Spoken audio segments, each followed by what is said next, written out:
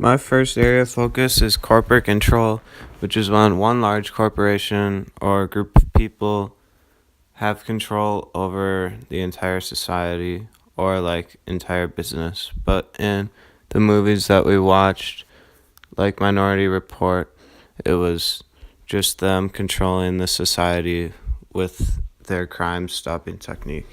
In my opinion, corporate control over anybody or in a society is wrong because it gives people no freedom. But in certain circumstances, this is fine if it helps prevent crime. But in Minority Report, they took it one step too far by arresting the person before. I believe that they should warn the person of a crime or hold them captive until after the period where the crime would be over, and then that person would then not commit the crime, and they should keep the two people separate possibly, or have them work whatever they think would have went wrong, like help them work that out together. The next thing I will be talking about is leadership shown in the play, or as we read the book, Richard III. So in Richard III, the main character, Richard, displays leadership by taking control over all his people and punishing them very harshly. And he uses his power to his advantage, not caring about his own people, as shown when Hastings is killed and Buckingham also, because they disobey him or didn't get along with stuff that he stated that he thought was right. The other half of this argument comes from Richmond's point of view.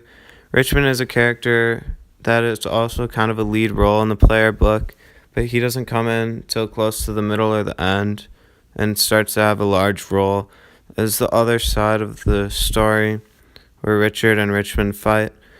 Richmond believes that he should treat his people well, and that by treating them well, they will also like him.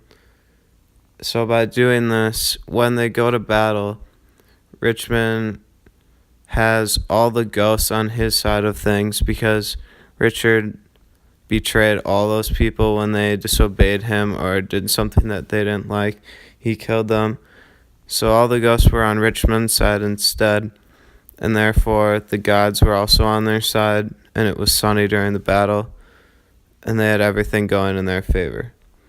During the fight, when Richmond kills Richard, all of Richard's people flee because they didn't care to fight for Richard, but since he is now dead, they know that he can't kill them anymore, so they might as well run and not fight for him because they don't care about him. But if Richmond would have died, I believe that his people would have kept fighting for him because they knew that that's what Richmond would have wanted, and they want to do what Richmond wants them to do. My opinion believes that in this case, Richmond is right. I do believe, however, that sometimes you do have to discipline people, but killing them is much too far. I think that Richard gets his people to like him, and that helps him a lot in the war, and is part of the reason why they easily triumphed over Richard's side of the war.